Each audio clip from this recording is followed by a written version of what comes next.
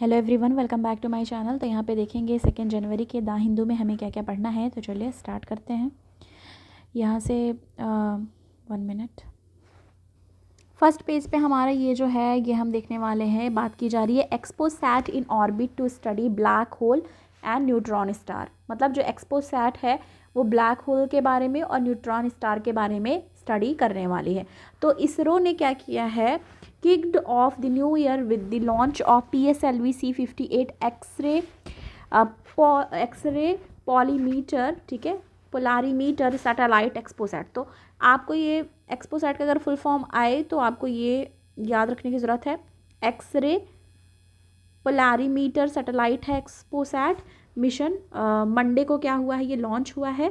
PSLV in its 60th mission, ठीक है, ये क्या है 60th मिशन में है। Lifted off at 9:10 AM from the Satish Dhawan Space Centre से इसको लॉन्च किया गया है। एंड 22 मिनट्स लेटर उसको लॉन्च किया गया था। देखो PSLV 16th मिशन है जो कि 9:10 पे लॉन्च हुआ। उसके 22 मिनट बाद एक्सपोसैट को लॉन्च किया गया, ठीक है, ईस्टवर्ड लो इंक्लिनेशन ऑर्बिट में। और ये जो सक्सेसफुल लॉन्च हुआ है put India in elite category as it has become the second nation. ये सेकेंड नेशन बन गई है, ये इंपॉर्टेंट हो जाता है यहाँ से। सेकेंड नेशन बन गई है किस चीज़ की, to send observatory to study astronomical sources जैसे कि black hole, neutron star among others, ठीक है। तो इसके लिए ये क्या हो गई है, ये सेकेंड नेशन बन चुकी है इंडिया। जनवरी 1 को यही जो न्यू ईयर के दिन 1 जन 2021 को सक्सेसफुल मिशन PSLV को अकम्प्लिश कर लिया गया है। और PSLV C58 place the primary satellite XPoSat को क्या किया गया है, in the desired orbit 650 kilometre 6 degree inclination पे रखा गया। ऐसा जो इसरो के चेयरमैन हैं S स्वामीनाथ जी, उन्होंने बताया है, इन्फॉर्मेशन दिया है सक्सेसफुली लॉन्च के बाद। और ये जो एक्सपोसैट है ओनली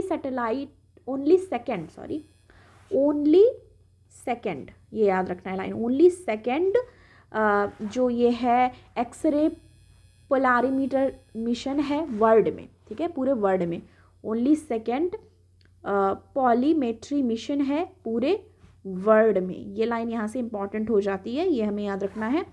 क्या कहा जा रहा है, it is the first indicated, यहाँ से लाइन इंपॉर्टेंट है, ठीक है, it is the first indicated scientific satellite from ISRO to carry out research in space based on polarisation measurement. मतलब ऐसा जो ये इसरो का, ये यहाँ से देखो, फर्स्ट डेडिकेटेड साइंटिफिक सैटेलाइट होगा इसरो का जो कि space based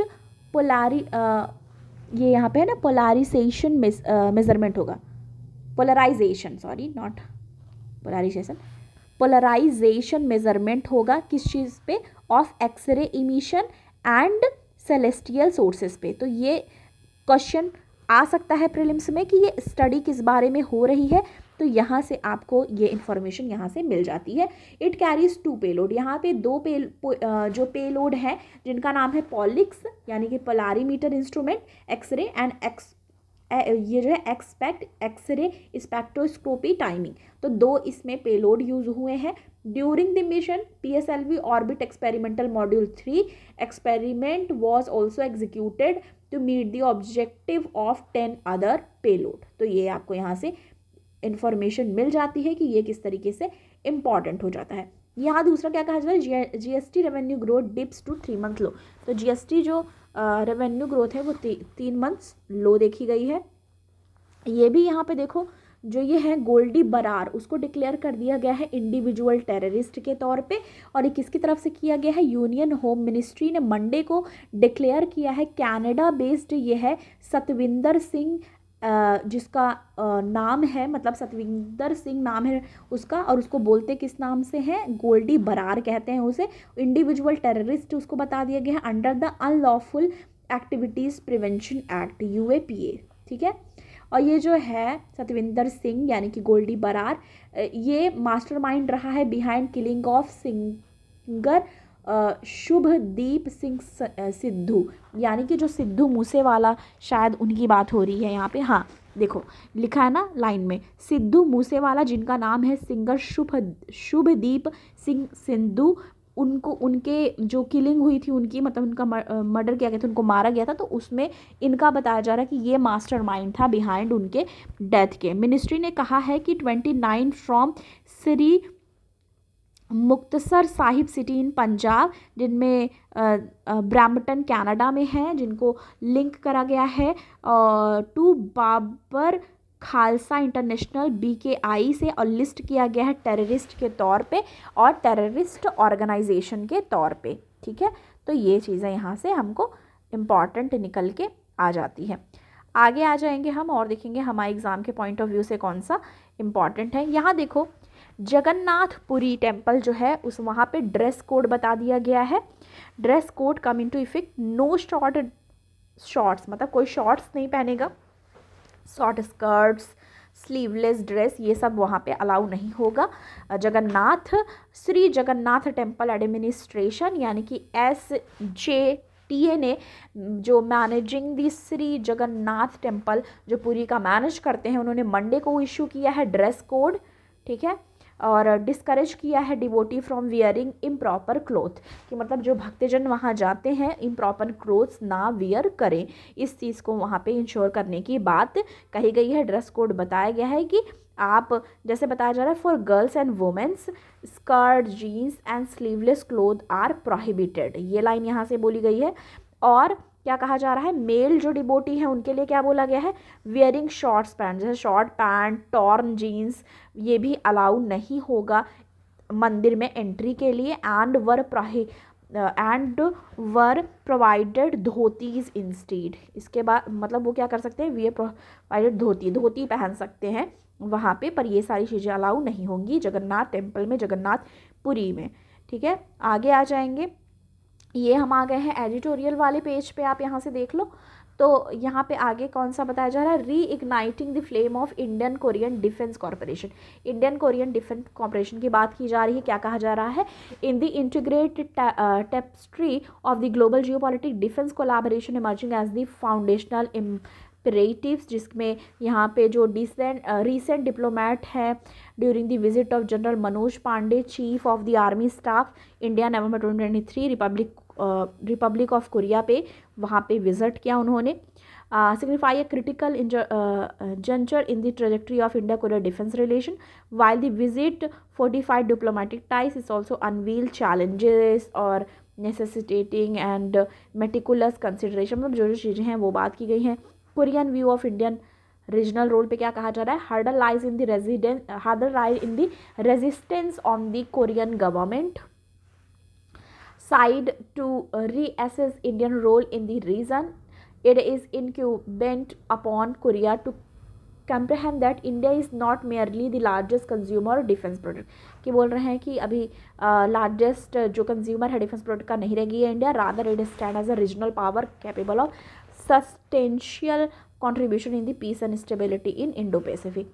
A departure from Cold War mentality where the Korean government perceive India as standing in the opposite Soviet bloc, तो वो क्या सोचते थे कि अपोजिट जो कोल्ड वॉर सिनारियो था, कोल्ड वॉर टाइम की बात करी जा रही, तो वो सोचते थे कि इंडिया क्या है, India as standing in the opposite of Soviet block.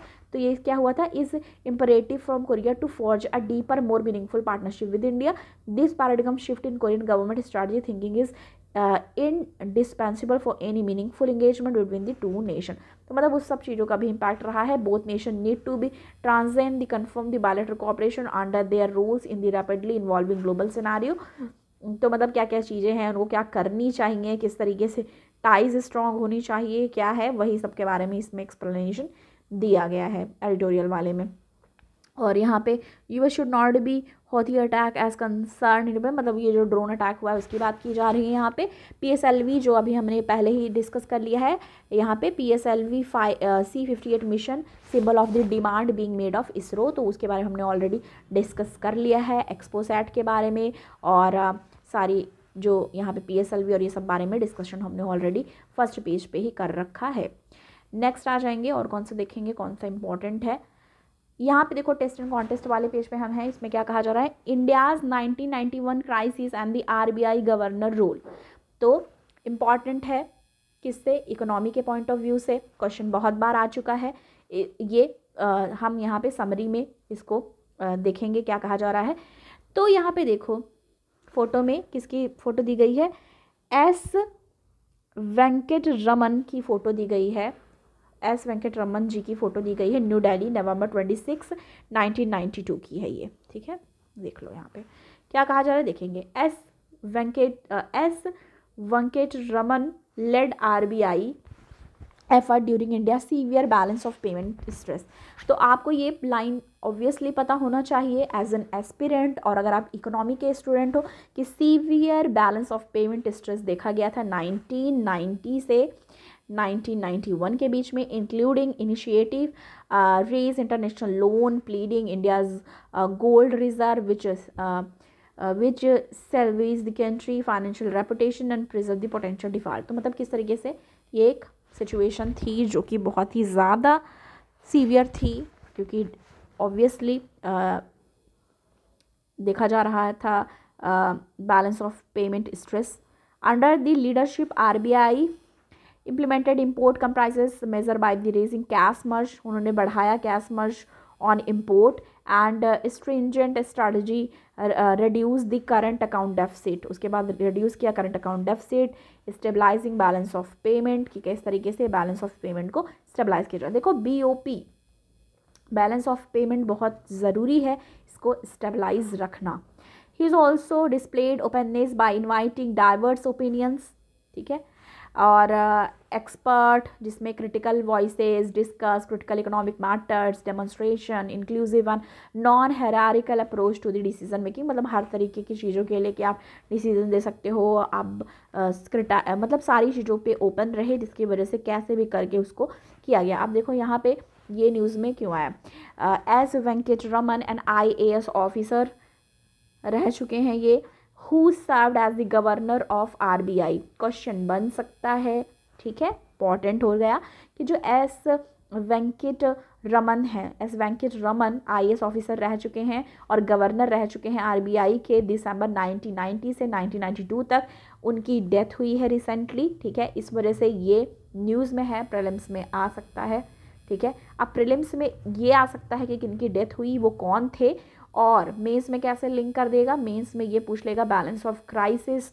Balance of payment crisis जो हुई थी, स्ट्रेस में था उस समय, क्या सिनेरियो था, किस तरीके से निकला गया, वो क्वेश्चन यहाँ पे बन सकता है। और करंट सिचुएशन को मर्ज करके क्या कहा जा रहा है, उनकी डेथ हुई recently. 2 event in which he has participated as worth recording, both show him as a statesman who did his best for his country for which he deserve to be remembered. इसलिए उनको याद रखना ज़रूरी है कि उन्होंने जो काम किया था। बिगिनिंग की बात की, स्टार्टिंग लेट 1990 इंडिया फेस कर रही थी severe balance of payment stress, जो कि हमने ऑलरेडी समरी में देख लिया, ठीक है। He had been precipitated by the slowing of inward remittance and raise the price of oil following the invasion of Kuwait by Saddam Hussain. मतलब यहाँ पे जो जो सिचुएशन है उसकी बात की जा रही है। 1991 में करंट अकाउंट डेफिसिट रहा, उसके कैसे इन्होंने डील किया। अप्रैल 1991 में गवर्नमेंट ने रेज किया $200 million Union Bank of Switzerland through a sale. फिर क्या क्या चीज़ें हुई, कैसे इन्होंने ये सारी चीज़ें मैनेज की। इकोनॉमिक रिफॉर्म्स की बात करें, before its effort raise international loan RBI had begun a programme of import compression, import compression लाया, इम्प्लीमेंट किया rising cash merging, while this had connected before Mr Venkataraman assumed office as governor. तो ये सारी चीज़ें जो भी रही उसके बाद की, पर हमारे प्री के पॉइंट ऑफ व्यू से ये थोड़ी बहुत जो चीज़ें हमें जाननी है, क्या पहले तो बैलेंस ऑफ पेमेंट क्राइसिस कब हुई, ये याद रखनी है, ठीक है।